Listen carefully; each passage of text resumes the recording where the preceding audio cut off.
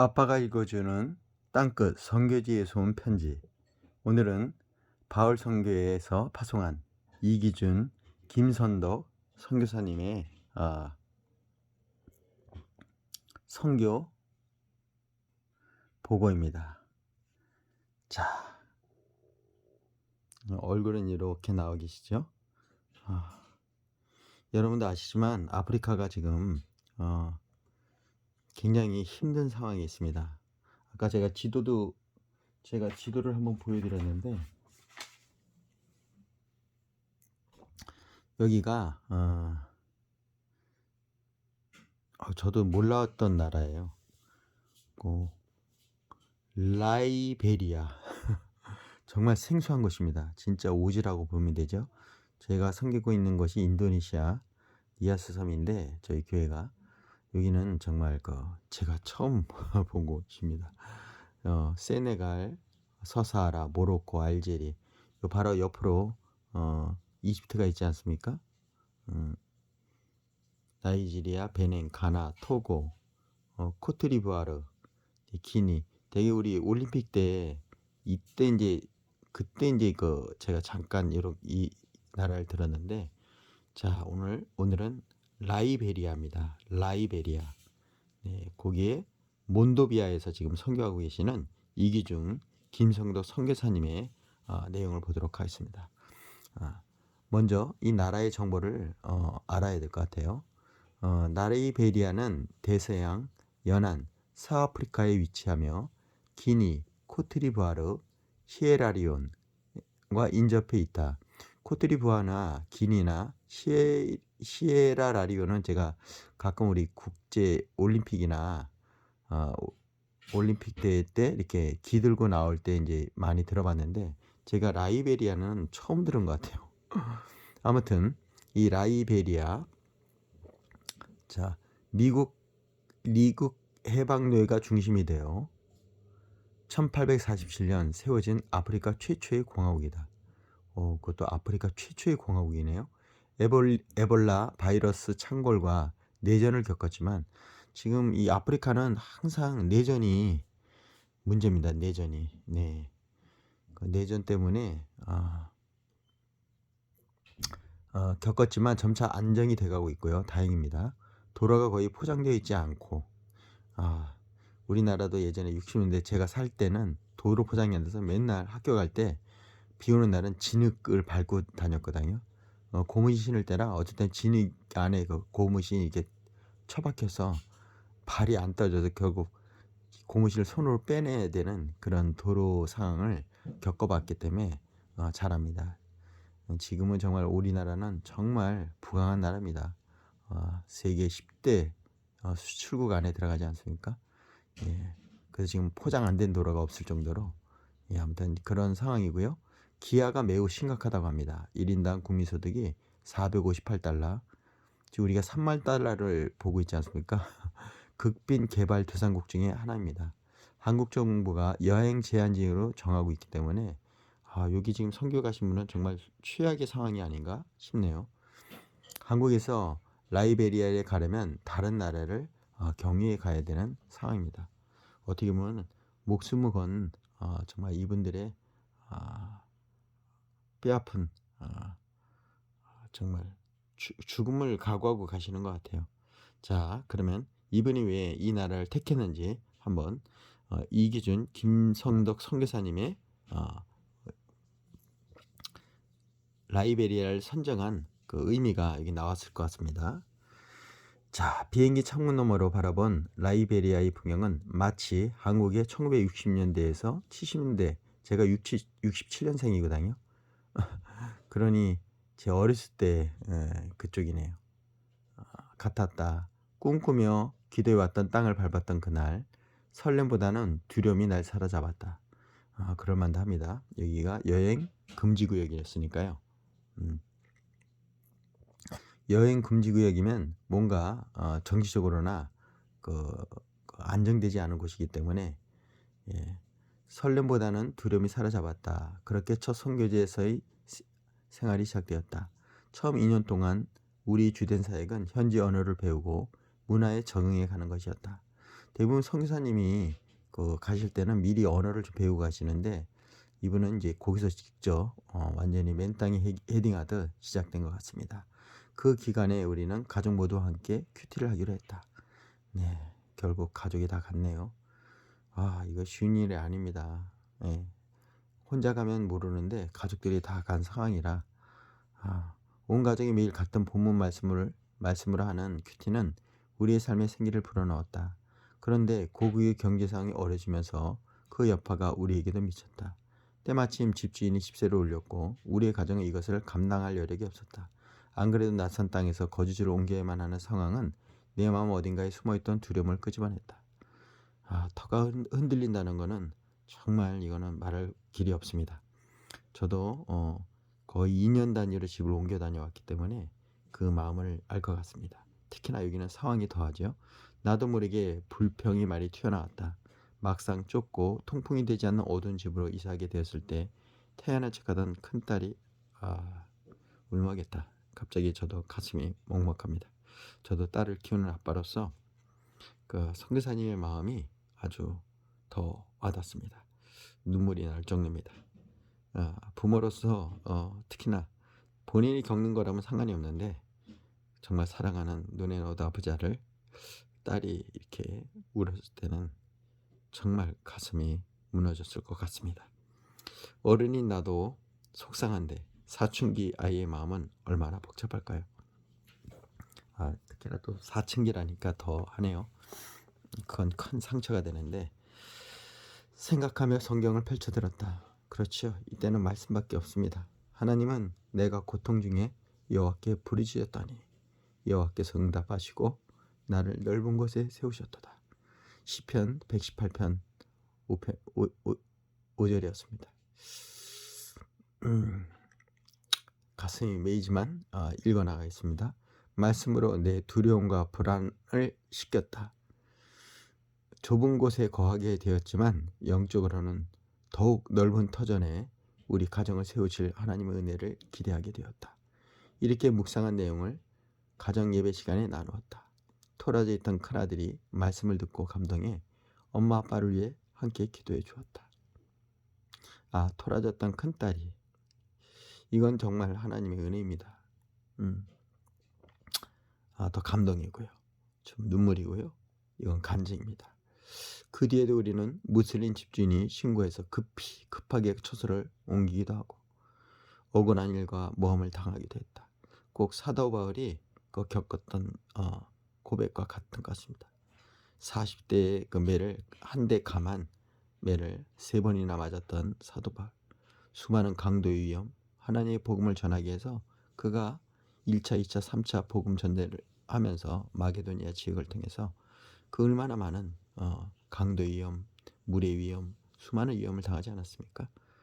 이 가정도 그런 어려움을 겪으면서 성경이 삶으로 느껴지리라고 봅니다. 우리는 이렇게 담담하게 보지만 이분들에게는 정말 생사가 걸린 일들이 아니었을까 생각합니다. 그것도 가족과 함께 당해야 된다는 게 너무 가슴 아프고 한편으로는 가족이 있어서 견뎌낼 수도 있다고 저는 생각합니다. 그러나 그 몰려오는 그 아픔은 저희 눈에도 선하게 다가옵니다. 자, 닥쳐와도 담담하게 하나님을 의지하는 우리의 가족 모습을 보며 그곳 사람들도 많은 것을 느끼게 하는 것 같았다. 어느덧 우리 부부는 마을 사람들에게 파파, 리, 마리라고 친근하게 불리며 그들이 이웃이 되어가고 있었다. 맘마, 리, 파파와 맘마니 그들의 이웃이 되어가고 있었다. 우리 형편을 다하시는 하나님의 말씀을 통해 그분의 선함을 보시고 우리를 돌봐 주신다. 그의 말씀을 전함으로써 메마른 땅에 생기를 불어넣기를 소망한다. 정말 기도가 절로 나올 부분입니다. 우리 이기준, 김성도 선교사님 이 가정, 특별히 우리 사랑하는 딸을 위한 큰딸이라 하면 밑에 또 자녀가 또 있다고 보여지네요. 저도 큰딸 있고 제 아들이 있는데 여러분 이 가정을 위해서 뜨겁게 기도해 주시길 시간 당부드립니다. 여러분 식사할 때나 아니면 잠잘 때 우리 이기준, 김성덕 가정을 위해서 기도해 주시길 바랍니다. 자, 이분들이 직접 기도 정보를 알려주셨죠. 공식 자료상으로는 기독교가 85%입니다. 다행이네요. 제가 인도네시아 니아스 섬 전체가 거의 90% 이상이 그쪽도 기독교 섬이거든요. 자, 무슬림이 10%고요. 톡착 종교가 5%로 알려 있지만 실제로는 기독교가 10%고 무슬림 15%, 톡착 종교가 75% 추산된다고 합니다. 겉으로는 기독교를 표방하지만 미신이나 주술 같은 토착 종교와 혼합해서 변질된 기독교가 성행한다. 술과 마약에 대한 의존도가 높고 성적으로 문란한 문화의 영향으로 많은 가정이 무너지고 있다. 이런 상황에서 무슬림 세력이 5.1달러라고 하죠. 정치 경제 영향을 확대하고 있다. 하나님을 향한 참된 예배가 회복되고 기독교 세계관이 이 땅에 뿌리내리기를 기도하자. 또한 선교사 가정들이 하나님이 기뻐하시는 가정 공동체의 모델로 설 수 있길 기도하자.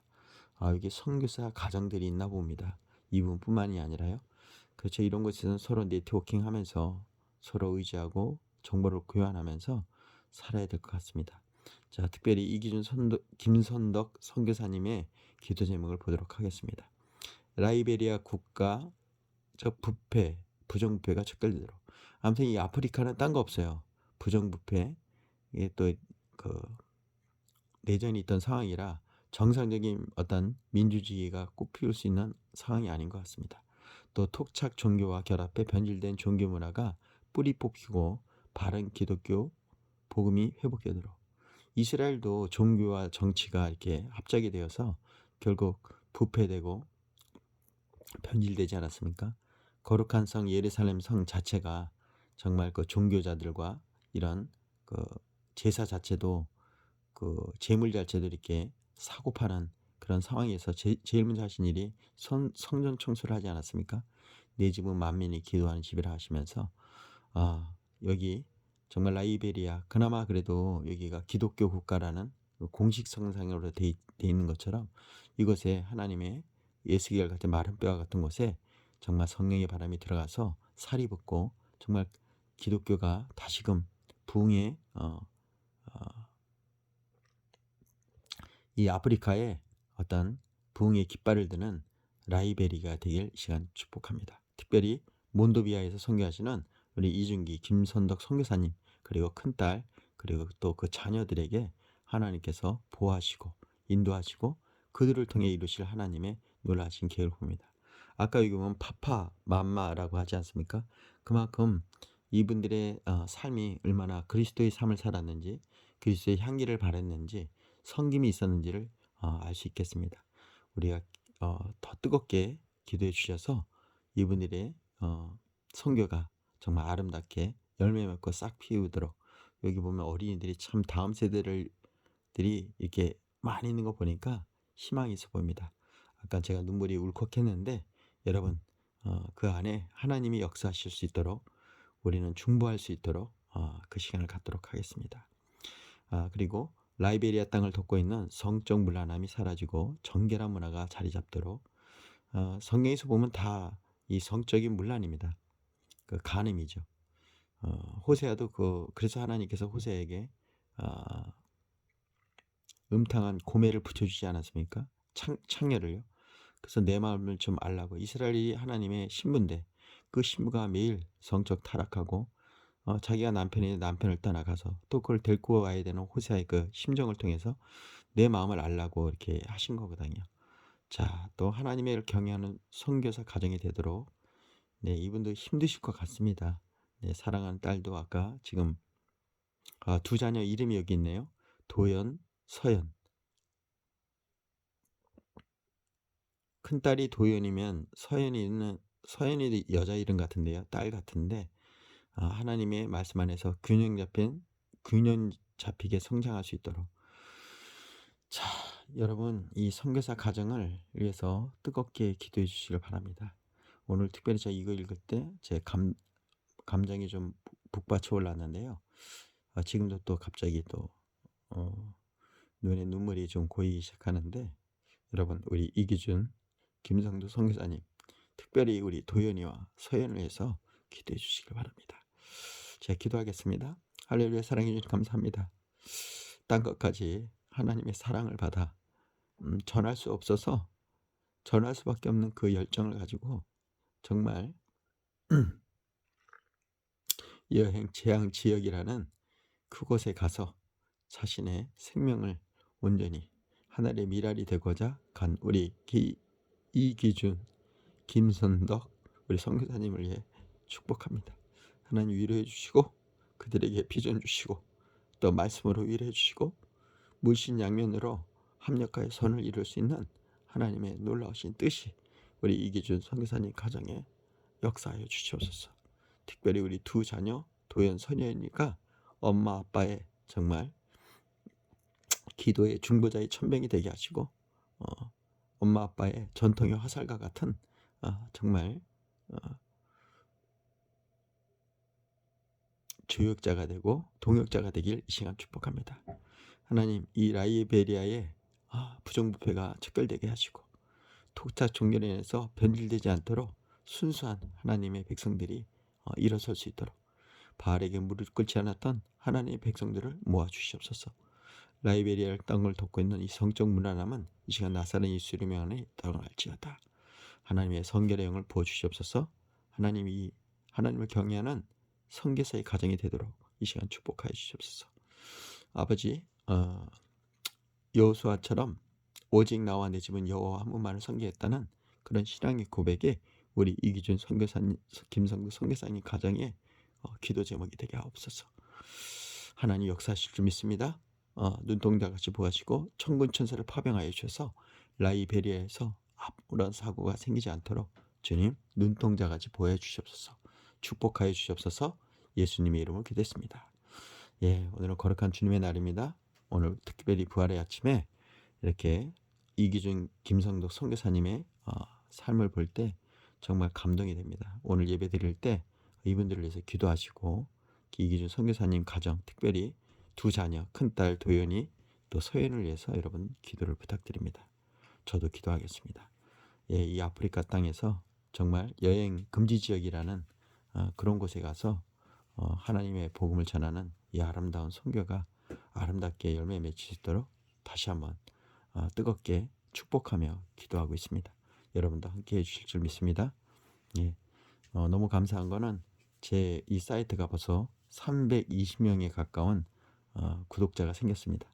여러분 320명, 300명의 미디안 전쟁에서 이겼던 그 기도원의 300용사 같이 저와 함께 중보해 주실 줄 믿습니다. 할렐루야.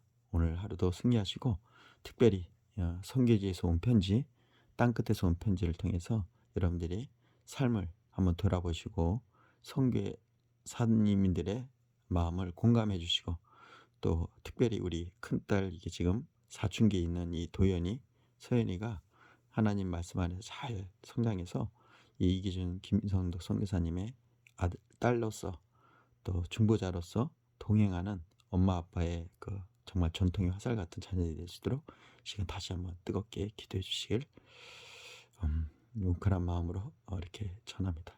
제가 이렇게 선교지에서 온 편지를 읽을 때 이렇게 마음이 이렇게 뭉클한 건 오늘 처음인데요. 여러분 공감해 주시고 같이 기도해 주시길 바랍니다.